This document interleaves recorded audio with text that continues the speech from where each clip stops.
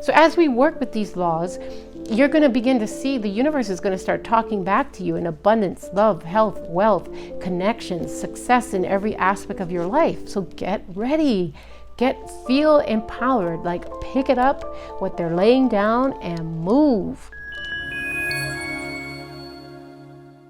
Hello, and thank you for joining me on 8 I Am Maggie and I Am Maggie.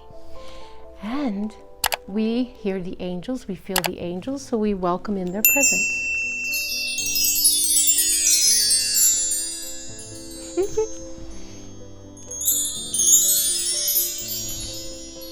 Okay, now what are we up to? We are up to Florence Shinn's complete works, and we are in the book The Law of Karma and the Law of Forgiveness.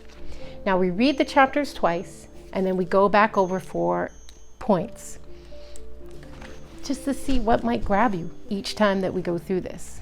Okay, so thank you for joining me. I'm grateful for your support here, and I look forward to hearing in the comments what you are utilizing Florence Shinn's work for. Okay, we are on to point 25, and in 24, Florence was talking to us about not getting things through ill-gotten ways or through not wanting bad success. So when we desire something, we want to ask in a divinely correct way. So she goes on, so we're on point 24, or 23.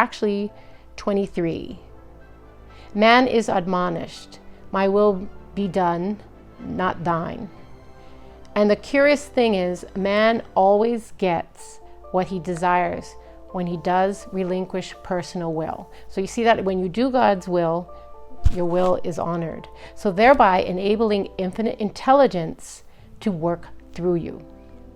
So 24, stand ye still and see the salvation of the Lord, or the salvation of law. When we are still, that's when we can really feel. It's like when you're still, you're everywhere all at once. Okay, 25. That might be a mystery that will be coming for everybody in a theater near them soon. But there's incredible amounts that go on when we are in the stillness. Okay, 25. It's a story. It's a story about a woman who was worried about her daughter who was going to take a very hazardous trip. Now, I think a lot of us have had that experience. Mummies out there, puppies out there who have had children who want to go do things, and we are just concerned parents, but also we learn in the law we don't want to be expecting bad things to be happening to our kids. We're going to hold the field. So the mother was filled with fear, and she kept arguing with the daughter, and she kept pointing out like what was wrong, how the encounter was dangerous, forbid her to go. She did all the things we do, right? But what did the daughter do? Their wills are basically stacked against each other. The daughter became more rebellious and determined. It's almost like the second you say no, that's the direction they have to go because you said no. So be cautious in how we speak, from our heart and mind aligned to anybody. So Florence said to the mother, you are forcing your personal will upon your daughter, which you have no right to do, and your fear of the trip is only attracting it. For man attracts what he fears, right? Our fear actually gives the powers of darkness and evil power. Without evil and darkness has no power unless there's some light in it, but it's distorted.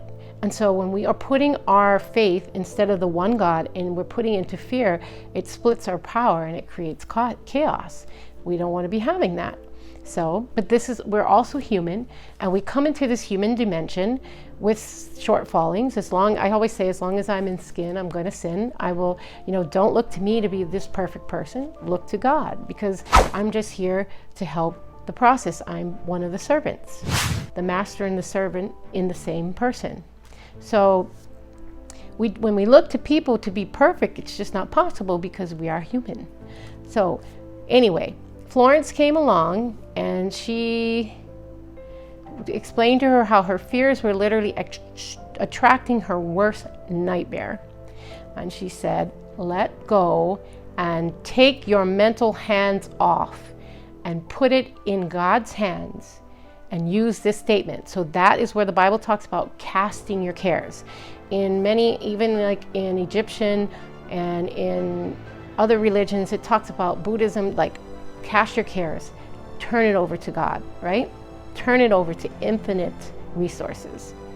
So she told her to use this statement. And I would say this, so 25 is the story, 26 would be this statement. Ready? I put the situation in the hands of infinite love and wisdom. If this trip is the divine plan, I bless it, and I no longer resist. But if it is not divinely planned, I give thanks that it is now dissolved and dissipated. And what do you think happened a day or two after? Her daughter said to her, Mother, I have given up on the trip, and the situation returned to its native nothingness. So whatever you are backing, if you're going fear-based, remember you are going to be backing the thing that you hate the most. So we're going to be learning more and more how to focus our mind, heart and mind aligned. And you're also going to learn how to sometimes recognize what your mind is trying to do, drag you in a direction, and you're going to actually tell it, no. We are going in the direction of higher order values. We are going to choose positive thoughts, and we're going to choose them until they become our natural state of being. Because these places are states of being. They're not cities you pass through. As we continue to cultivate ourselves into the strong supernatural spiritual powers and human powers that we are, we become the state of being. We become the state of peace. We become the state of self-care. We become the state of love. It doesn't leave. It's always who we become. So let's get those muscles going. All right. It is learning to stand still, which seems so difficult for man. So we're going back to that stillness, right? I will deal more fully with this law in the chapter of non-resistance, but going into the stillness, casting our cares on God, very important. God has 1,000,001 ways to cure something. So I will give another example of sowing and reaping, which came in the most curious way. So this is going to be story. Point 28. A woman came to me and she had received a counterfeit 20 bill.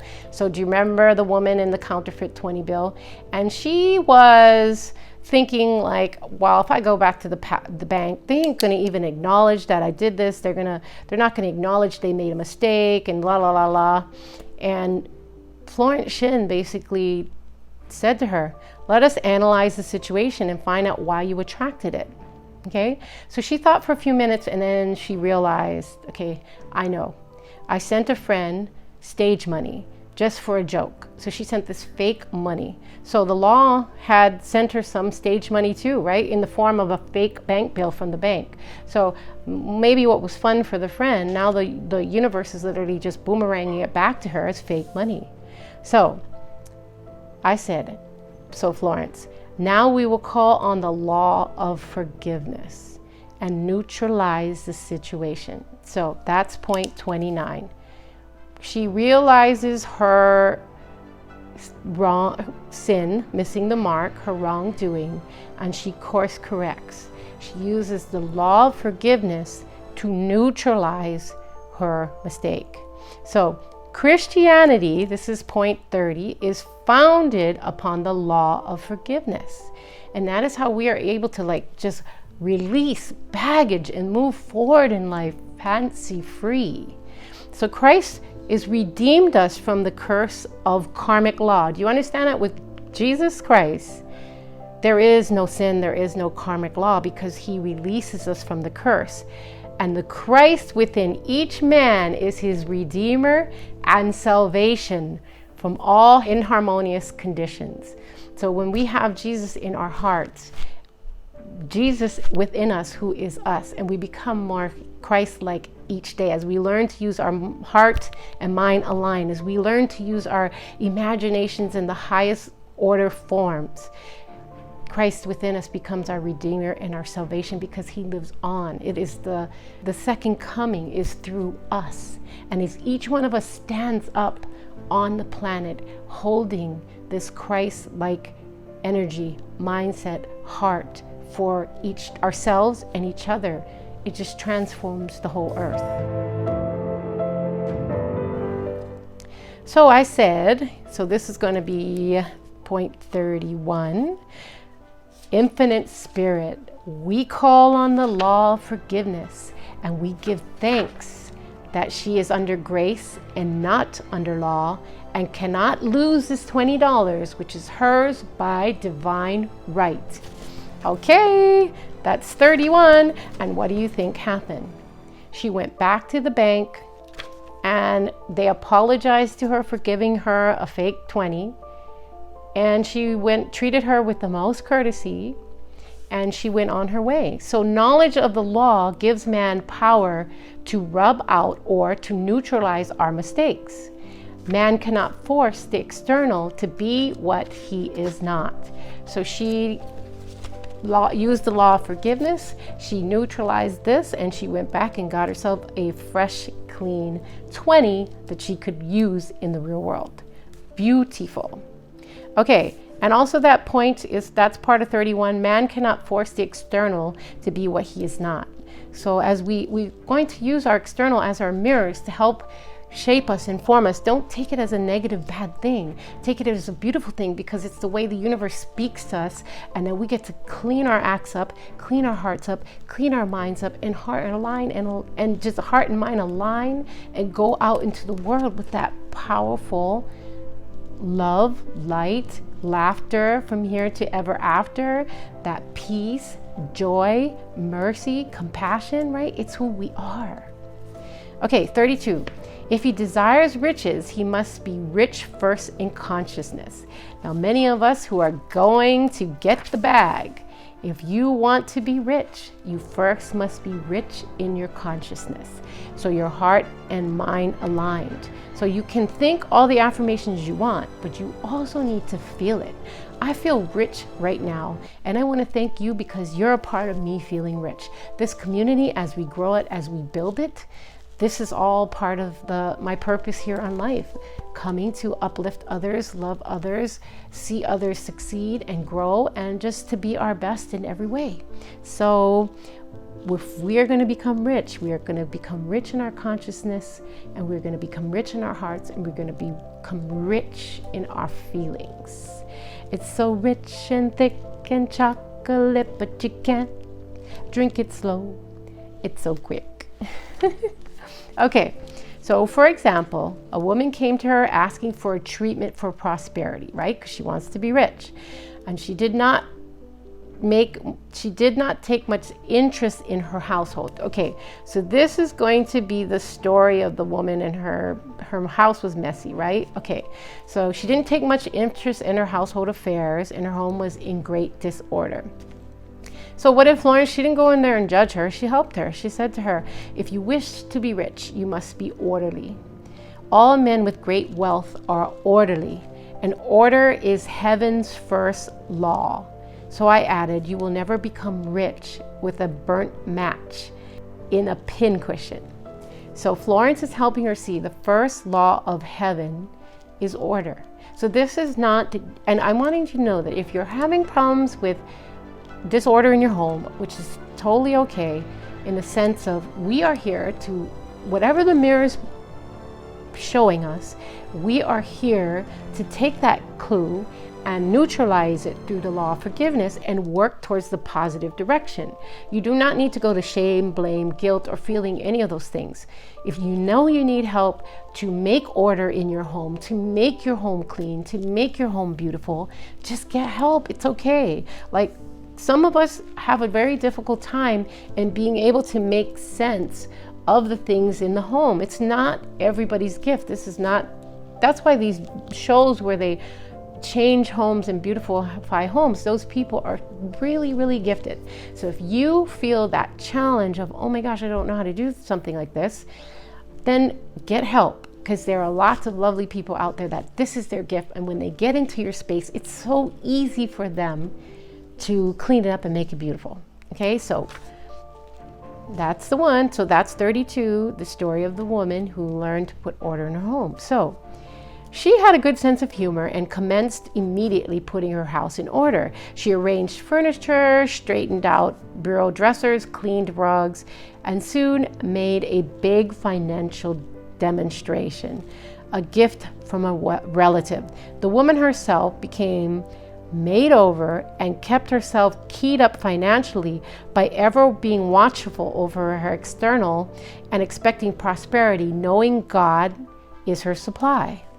So, right, she like Florence said, she had a very good sense of humor, and she just went right to cleaning up her house, and she bore the fruit. She had a large demonstration of money. So as we work with these laws, you're going to begin to see the universe is going to start talking back to you in abundance, love, health, wealth, connections, success in every aspect of your life. So get ready.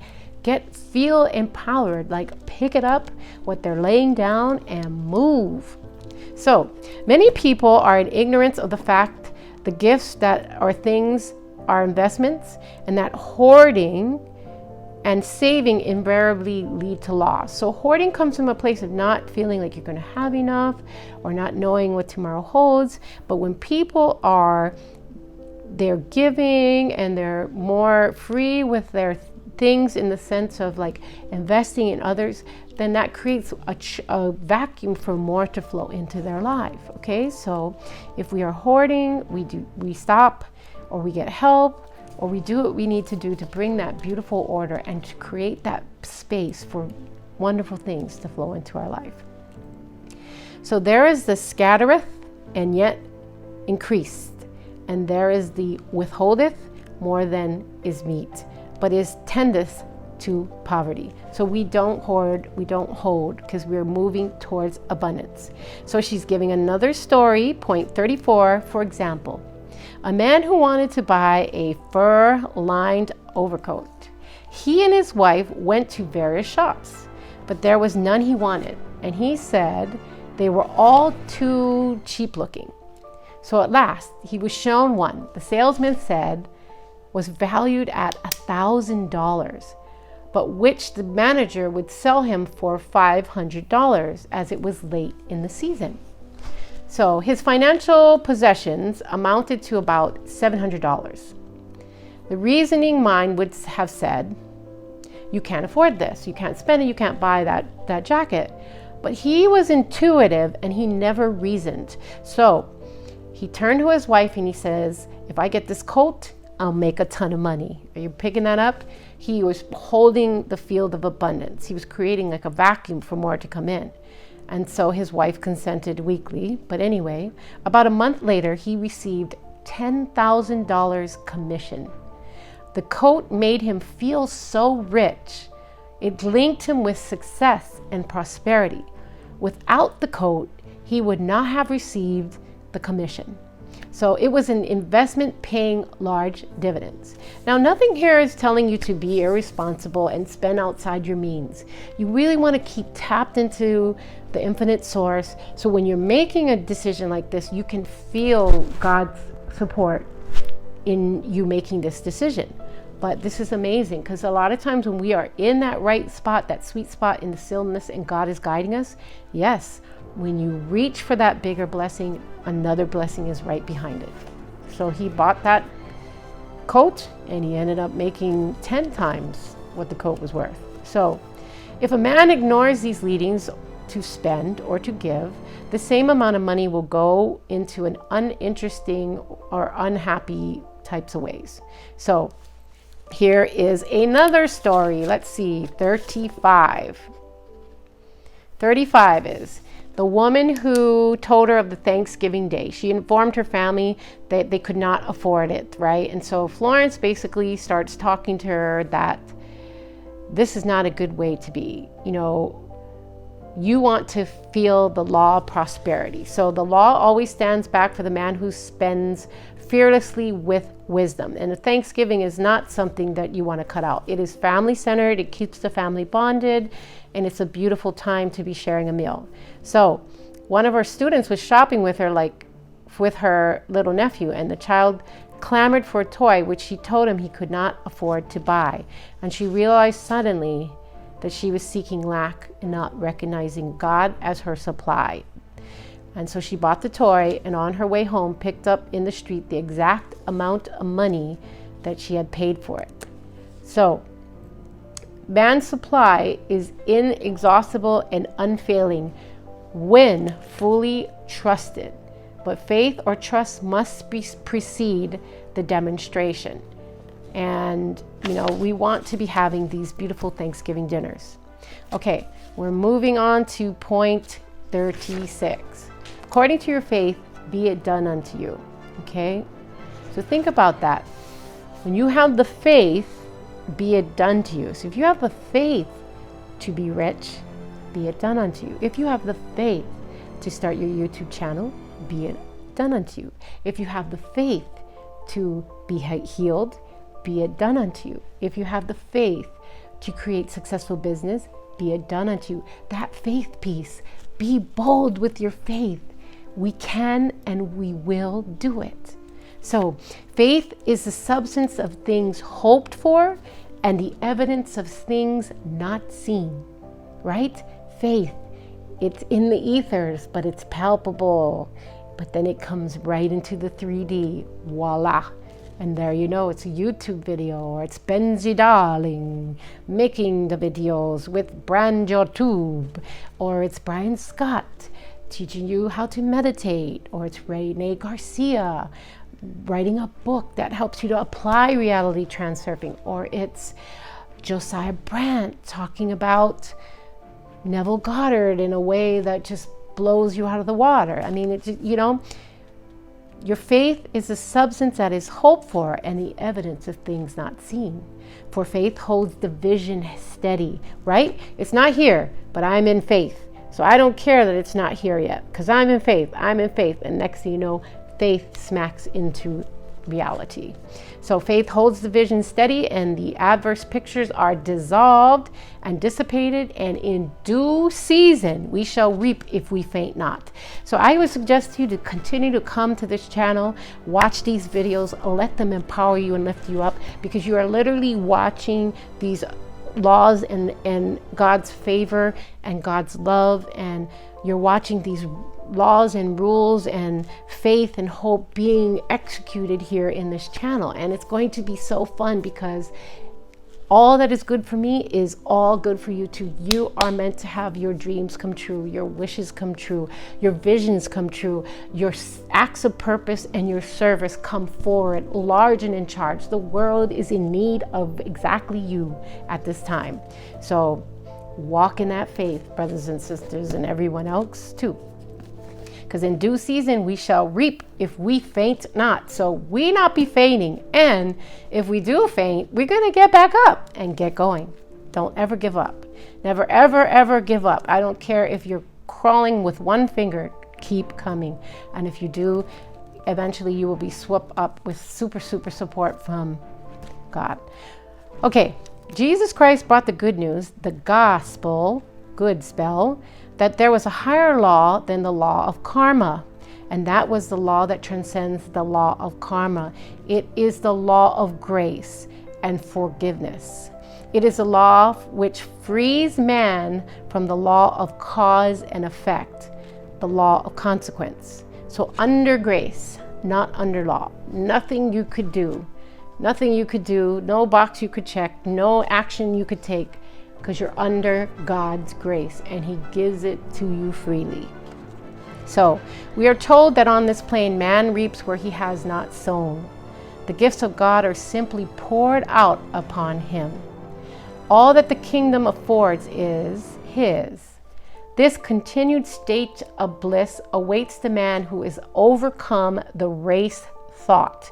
What the world thought, like if you just click on most of the things on the news and social media and stuff, you'll start to see these very strong thought forms that you're bumping into, like do this, don't do this, be afraid of this, be afraid of that, be afraid of this, oh. Instead of having you in a continuous movement with God, giving the gift that you have, we are coming, we are doing this. We are the winter, we are the summer, we are the fall, and we are the spring. So we don't give up. God is made us, and we're coming. So in the world there is tribulation, but Jesus Christ said, be of good cheer, I have overcome the world. Okay, so that's about, we talked about, let's say 37 is being under grace, grace of God, that literally trumps the karmic law.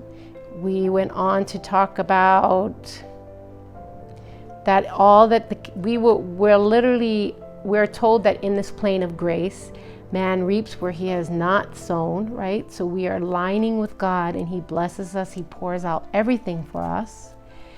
He also is telling us in the world of where there's tribulation, Jesus, be of good cheer, because Jesus overcame it all, and Jesus is in us, so we are overcoming it all. The word thought, okay, so 40, the word thought is that of sin, sickness, and death. He saw their absolute unreality and said, sickness and sorrow shall pass away, and death itself down. The last enemy will be overcome. So think about how powerful that is. Sin, sickness, and death are overcome through Christ. So we can be of good cheer no matter what we are facing. So 4D1, we now know from a scientific standpoint that death could be overcome by stamping the subconscious mind with the conviction of eternal youth and eternal life, because we never die. We never die. We go on and on and on. God is just amazing. The subconscious being simply power within direction, carries out orders without questioning. So the subconscious is that underlying program that we get from 0 to 7 and then gets enforced by life. But if you're looking at things that you don't like, that's the program we're going to be going in to take apart so that we can put in a new program and you can have that better life. Okay, so that is point 41. And point 42 is working under the direction of superconsciousness, the Christ or God within man. The resurrection of the body would be accomplished, right? So once we change those programs, we're no longer in this mental bondage, this physical bondage, this bondage in our careers or in our homes, or bondage to things like drugs and alcohol or negativity or whatever it is that you are finding you are in bondage to. The Christ in us raises up. And we're under grace, so it's nothing that we can do. When we open our hearts and we receive Jesus into our hearts, it is something that God does through us. He has himself in us, and therefore God stands up within us. And it's a process, so be patient and keep working the principles. So man would no longer throw off his body in death. It would be transformed by the body electric, sung by Walt Whitman. For Christianity is founded upon the forgiveness of sins and an empty tomb, right? And so as that, we are overjoyed knowing that Jesus rose from the dead. The tomb is empty. He conquered sin, sickness, death, all, like suffering, all of it. And when we look at it, we are under grace through forgiveness, and we are what? He ain't in the tomb, and so he lives in us. So walk boldly, live boldly. The world is in need of you now. So I want to thank you so much for joining me. Subscribe, follow me. I appreciate it. Hit like and leave your positive comments. Tell me where you're at. What is Florence Shinn's, like, what's your favorite story? What's your favorite tool? What might be something that landed on you and you're like, I'm using that. Or maybe it just was a vibrational field that lifted you up to a happier, higher place of being. But I know so many of you are just breaking the bank in the sense that you are becoming so prosperous, successful. I hear your stories every day of the wonderful things that you're doing in life. A lot of you saving lives, like in first responders. A lot of you picking up new careers and just changing people's lives. There's so much good going on. So if you are struggling, focus on the good and train yourself to stay focused on the good, stay focused on God, stay focused on the light, stay focused on the laughter, and this is part of why it's important to continue to come back here every single day, because there'll be something here that's going to lift you up and help you get over that hump of whatever it is. So I am really grateful to have you, and thank you for supporting me.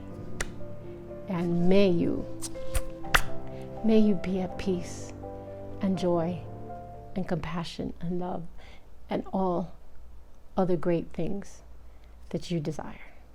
May God just pour out his blessings upon you. Okay, thank you so much.